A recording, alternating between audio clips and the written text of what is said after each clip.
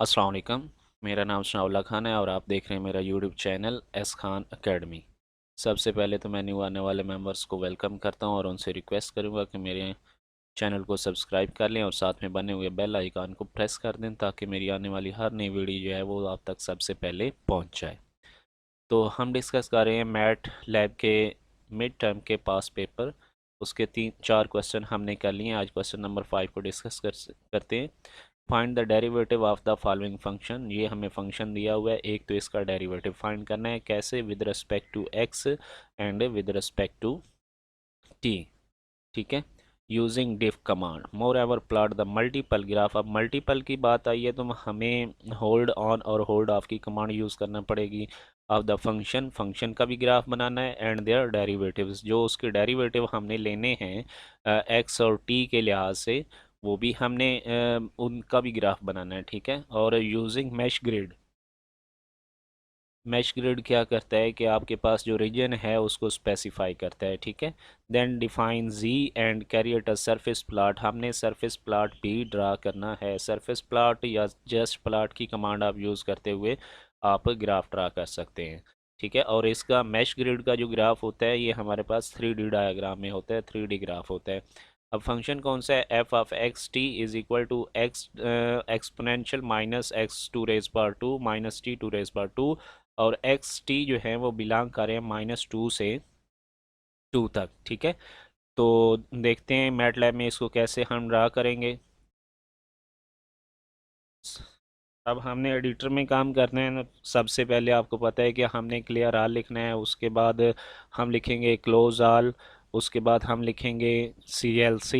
ठीक है, और उसके बाद हम लिखेंगे, हमने डिफ़ाइन कर लिया एक्स और टी, चूँकि फंक्शन में हैं तो हमने इसको डिफ़ाइन कर लिया एक्स और टी। ठीक है, उसके बाद हमने फंक्शन लिखा है F is equal to X multiply exponential bracket में minus x to raise power to minus T to raise power two. ठीक है, उसके बाद हम इसका डेरिवेटिव लेते हैं विद रिस्पेक्ट टू एक्स लेते हैं। ये कमांड है। ठीक है, इसको मैंने वाई वेरिएबल एक नया डिक्लेयर किया है और उसमें मैंने स्टोर किया है।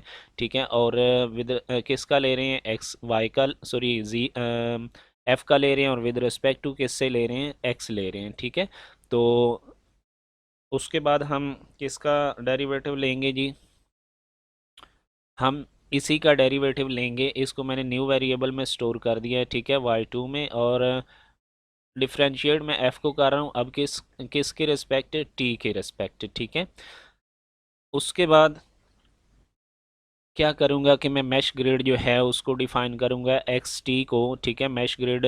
अब उसने क्या कहा था कि एक्स और टी जो हैं वो किस में बिलोंग कर रहे हैं? -2 से 2 तक। तो एक्स जो है वो वेरी करेगा -2 से 2 तक, इसी तरह टी जो है वो भी वेरी करेगा -2 से 2 तक। तो इनके दरमियान जो मैंने इंक्रीमेंट डाला है वो 0.2 है, तो 0.2 बेटर रहता है। 0.1 भी कर सकते हैं, अपनी मर्ज़ी से यहाँ पे आप कर सकते हैं। ठीक है, उसके बाद इसको मैं एवेलुएट करूँगा, चूँकि फ़ंक्शन का भी हमने बनाना है, ग्राफ बनाना है, तो इसको एवेलुएट करूँगा। एवेलुएट कैसे? मतलब वेक्टराइज फॉर्म में पहले करना होता है और उसके बाद उसको एवेलुएट करना होता है। तो पहले ये जो कमांड है ये वेक्टराइज फॉर्म में एफ़ को करेगी, वेक्टराइज फॉर्म में करने के बाद इसको क्या कर देगी? एवेलुएट कर देगी। ठीक है, इसी तरह हमने डिफरेंशियल उसके जो डेरिवेटिव्स हैं उनका भी हमने ग्राफ बनाना है, तो उनको भी एवेलुएट और एवेलुएट करना पड़ेगा वेक्टराइज फॉर्म में करके। ठीक है, तो इसलिए उसको मैंने z1 का नाम दे दिया। अब मैं किसको वेक्टराइज फॉर्म में कर रहा हूँ? इसके फर्स्ट डेरिवेटिव को, यानी कि विद रिस्पेक्ट टू एक्स जो हमने लिया था उसको मैं वेक्टराइज फॉर्म में करके क्या कर रहा हूँ? एवेलुएट कर रहा हूँ। ठीक है, जब भी आपने सरफेस प्लॉट या प्लॉट बनाना है तो आपको एवेलुएट करना पड़ेगा वेक्टराइज फॉर्म में करके। हमने विद रिस्पेक्ट टू जो टी लिया है उसको भी एवेलुएट करना पड़ेगा क्योंकि उसका भी ग्राफ बनाना है हमने। ठीक है, वेक्टराइज फॉर्म में उसको किया। ठीक है, और इनको मैं अलग अलग वेरिएबल, उसने जी में कहा था ना, Z1 में कर रहा हूँ, Z2 में कर रहा हूँ। ठीक है, तो नेक्स्ट क्या करूँगा मैं? अब इनका ग्राफ बनाना है तो पहले तो फंक्शन का ग्राफ बनाऊंगा। ठीक है, सरफेस एक्स और वाई इनपुट में आ जाएंगे। ठीक है, और किसका बना रहा हूँ? फंक्शन का, और उसको मैंने एवेल्युएट करके किस वेरिएबल में रखा था? F1 में रखा था। ठीक है, और आगे मैं क्या करूँगा? होल्ड ऑन की कमांड यूज़ करूँगा चूँकि ज़्यादा ग्राफ बनाने हैं।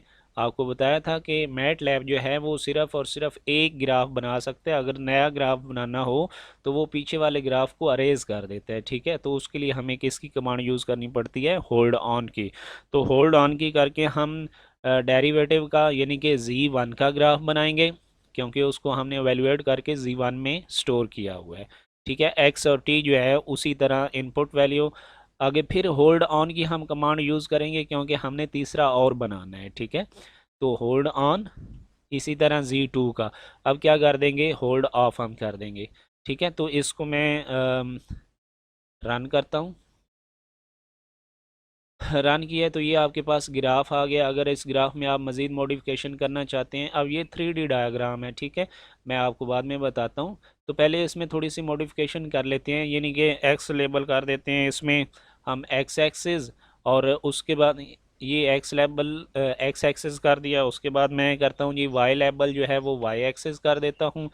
क्योंकि ये 3D डायग्राम है, फिगर है, जो आपके पास ग्राफ बनेगा, तो इसलिए मैं जी लेबल भी कर रहा हूँ जी एक्सिस, ठीक है।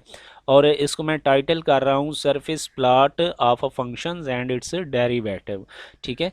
तो ये अब इसको मैं रन करता हूँ, इसकी ज़रूरत नहीं है तो इसको सेमीकोलन लगा लेते हैं।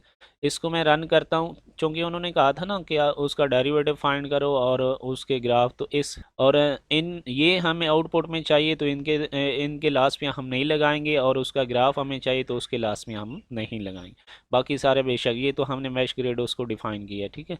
तो बाकी सारा जो है उसके आप सेमीकोलन लगा सकते हैं, ठीक है। इसको अब हम रन करते हैं। रन करते हैं तो ये देखें ज़रा, ये वाई एक्सिस है, ये एक्स एक्सिस है, ये उसने टाइटल दे दिया। आप सोच रहे होंगे कि जी एक्सिस किधर गया है। ये 3D डायग्राम है, तो हम इसको यहाँ से, ये ऑप्शन है इस पर क्लिक करेंगे। क्लिक करके हम इसको किसी भी एंगल से हम देख सकते हैं।